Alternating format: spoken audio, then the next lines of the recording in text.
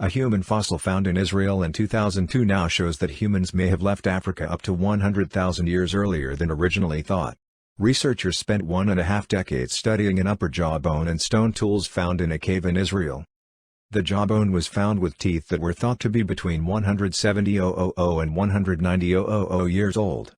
CT scans helped to build a 3D model, which researchers then compared with other fossils from Africa, Asia and the Middle East. The tools found nearby suggest that prehistoric people were busy making various objects that they used for hunting animals and gathering. While some scientists say that the tools could only have been made by Homo sapiens, modern people, others do not ignore the fact that Neanderthals could also have made them. Up to now, the oldest fossils found outside Africa were also located in Israel. According to archaeologists, they were no more than 90,000 to 120,000 years old. The new discovery also sets back the date at which Homo sapiens appeared in Africa. While the current theory says that they originated in Africa 200,000 years ago, we now may believe that they actually showed up between 300,000 and 500,000 years ago. If that is true, then they probably left Africa on short trips to other continents as early as 200,000 years ago.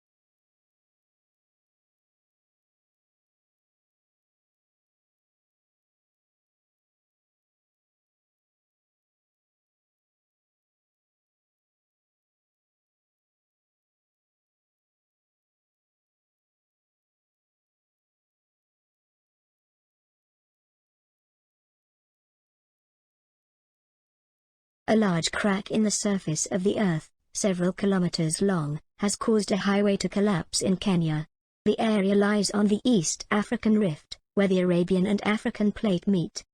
The Earth's crust is broken up into several tectonic plates which are constantly on the move, gliding towards or against each other at various speeds. When these plates collide, energy is set free, resulting in earthquakes and volcanic eruptions.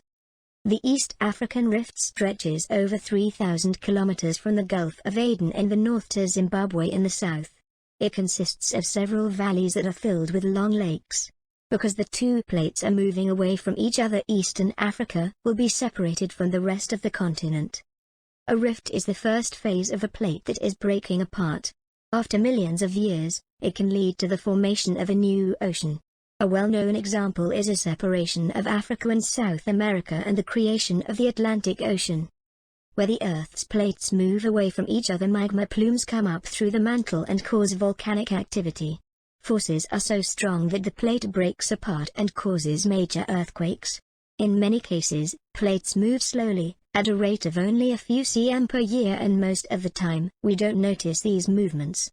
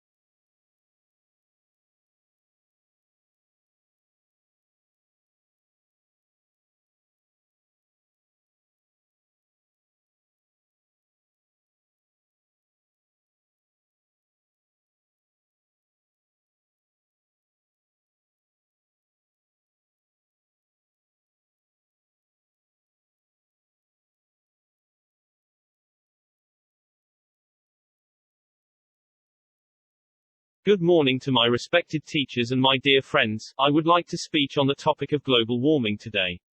Global warming is mainly caused by the increasing concentration of greenhouse gases in the Earth's atmosphere. Some of the greenhouse gases are CO2, water vapor, methane, nitrous oxide and ozone. When these gases get collected to the lower environment, it makes a cover which easily allows all the hot radiations of sun to the Earth, however restrict its escape back to the space. This process is called as the greenhouse effect. Such gases in the atmosphere trap hot radiations and keep Earth warm by increasing temperature. The level of greenhouse gases also raise because of the human activities such as burning trees, burning fissile fuels, electric lights, use of refrigerator, microwave, air conditioner, and other electric machines. Such process releases high percentage of carbon dioxide and other greenhouse gases into the atmosphere, causing the Earth temperature to rise. Rise in heat causes more water from Earth to evaporate into atmosphere. Water vapor again absorbs more heat and makes Earth atmosphere warmer. Global warming has changed natural processes, rainfall patterns, length of seasons, rise of sea level, ecology balance and many more. It is a powerful demon affecting our lives to a great extent, so it needs to be solved on urgent basis by the effort of all of us.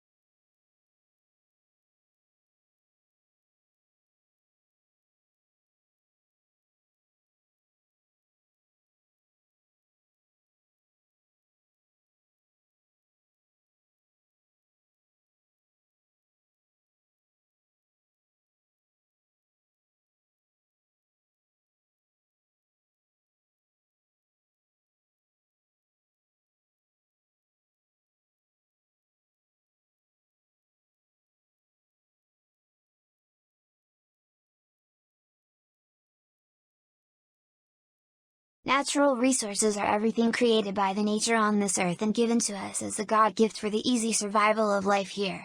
The progress of whole human fraternity worldwide depends on the different natural resources and various means.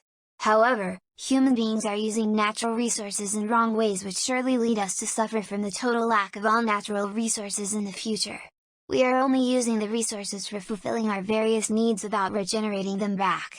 Natural resources like water, trees, woods, soil, coal, electricity, oil, gas, nuclear energy, minerals, vegetation, wildlife, etc. are very necessary for the proper development of any nation.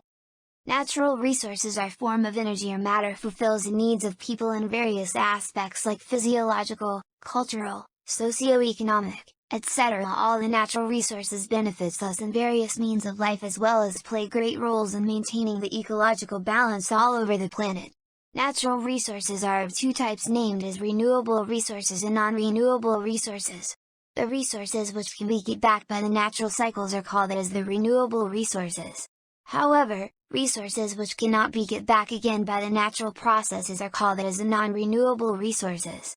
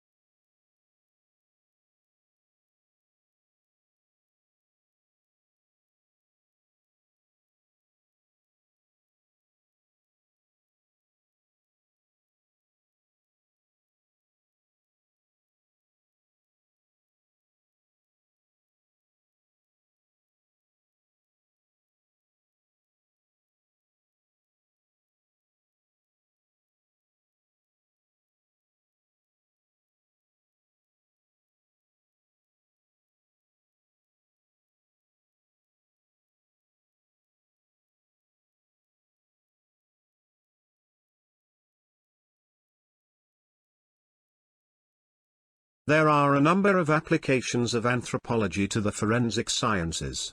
A large part of physical anthropology deals with skeletal biology, which includes bone and bone system structures and their relationships to characteristics such as gender, age, race, socioeconomic status, and so forth.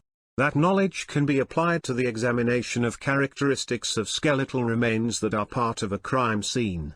In such cases, the goal of the analysis may be to determine the identity of the deceased person and, perhaps, the cause of death. To those ends, forensic anthropologists make use of a number of unique techniques. Two major types of human remains evidence confront the forensic anthropologist. First is the single bone or bone fragment or small group of bones. When that is the only type of evidence present, the forensic anthropologist seeks to determine if the bone is human and, if not, what type of animal the bone belongs to. If the sample is human bone, then the anthropologist will determine the part of the body from which it came. The second major type of forensic anthropological evidence is the complete skeleton.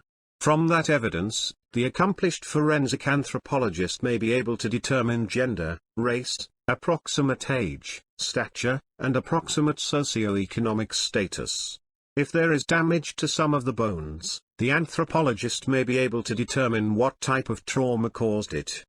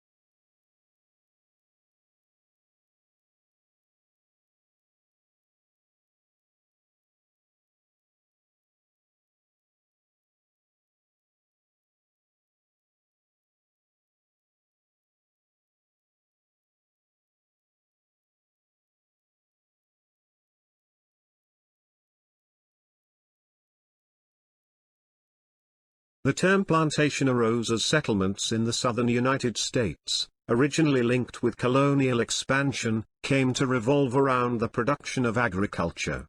The word plantation first appeared in English in the 15th century. Originally, the word meant to plant. However, what came to be known as plantations became the center of large-scale enslaved labor operations in the Western Hemisphere. Historians Peter H. Wood and Edward Baptist advocate to stop using the word plantation when referencing agricultural operations involving forced labor. Instead they suggest calling these places labor camps or slave labor camps. The plantation system developed in the American South as British colonists arrived in what became known as Virginia and divided the land into large areas suitable for farming. The land on which these plantations were established was stolen through cancelled, disregarded, and deceitful treaties, or outright violence from indigenous nations. The plantation system came to dominate the culture of the South, and it was rife with inequity from the time it was established.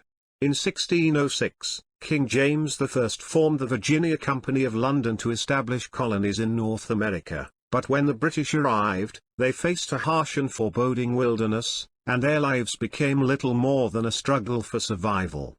So, to make settling the land more attractive, the Virginia Company offered any adult man with the means to travel to America 50 acres of land.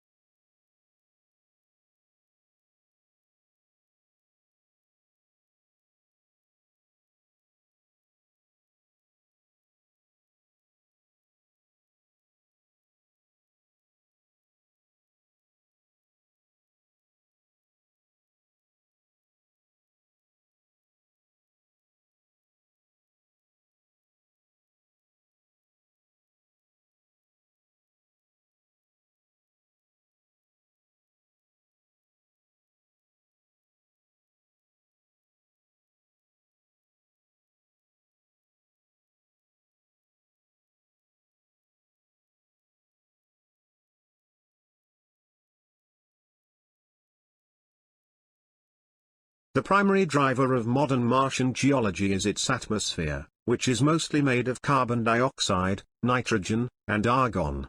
By Earth standards, the air is preposterously thin. Air pressure atop Mount Everest is about 50 times higher than it is at the Martian surface. Despite the thin air, Martian breezes can gust up to 60 miles an hour, kicking up dust that fuels huge dust storms and massive fields of alien sand dunes. Once upon a time, though, wind and water flowed across the red planet. Robotic rovers have found clear evidence that billions of years ago, lakes and rivers of liquid water coursed across the red planet's surface. This means that at some point in the distant past, Mars's atmosphere was sufficiently dense and retained enough heat for water to remain liquid on the red planet's surface. Not so today, though water ice abounds under the Martian surface and in its polar ice caps. There are no large bodies of liquid water on the surface there today. Mars also lacks an active plate tectonic system, the geologic engine that drives our active Earth, and is also missing a planetary magnetic field. The absence of this protective barrier makes it easier for the Sun's high-energy particles to strip away the red planet's atmosphere, which may help explain why Mars's atmosphere is now so thin. But in the ancient past, Mars seems to have had an inner dynamo powering a planet-wide magnetic field. What shut down the Martian dynamo? Scientists are still trying to figure out.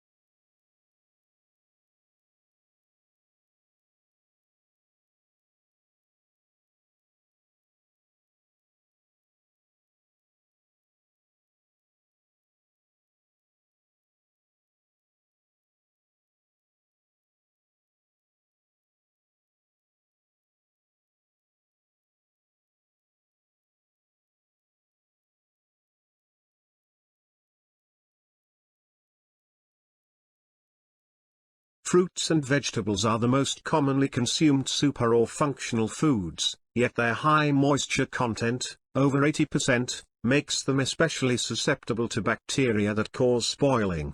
Keeping fresh is the best way to preserve the nutritional value of fruits and vegetables, but most storage methods necessitate low temperatures, which are difficult to maintain throughout the distribution chain.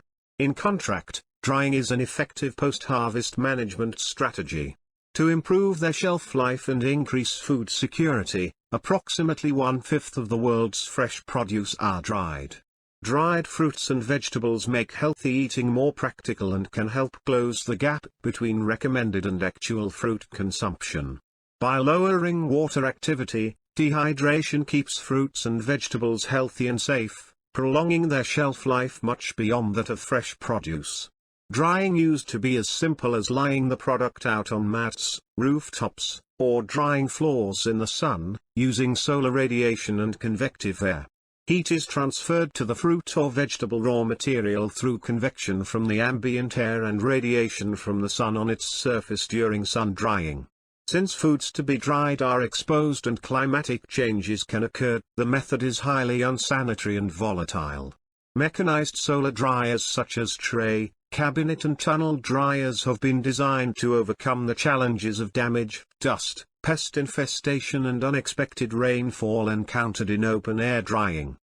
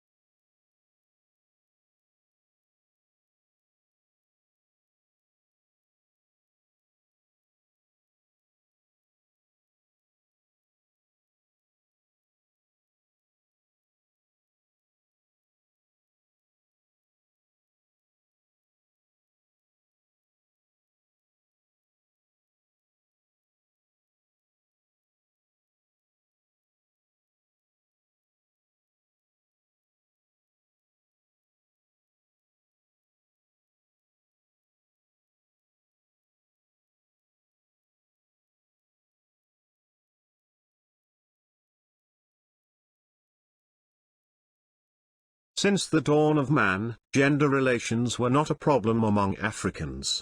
People collectively lived with their specified divisions of labor and specializations within the households, where men were in charge of all family matters.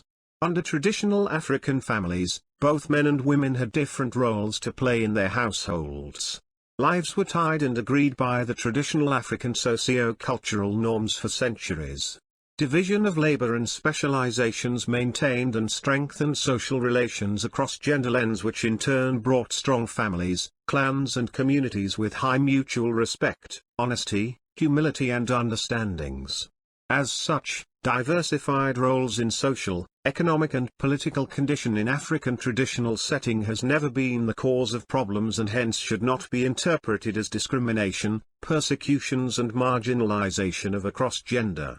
Campaigns from the Western world for gender equality have brought serious problems in African traditional setting. What is interpreted as unequal gender relation in Africa was the product of Western interpretations caused by the transformations brought to Africa by the colonial relations and Western liberal democracies. As a result of misinterpretations of the real African lives from its historical perspectives, modernity and new perceptions implanted to African societies through Western educations, democracies, and activism, liberty and freedom concepts have seriously contributed to African dissolution, conflicts and chaos at all levels.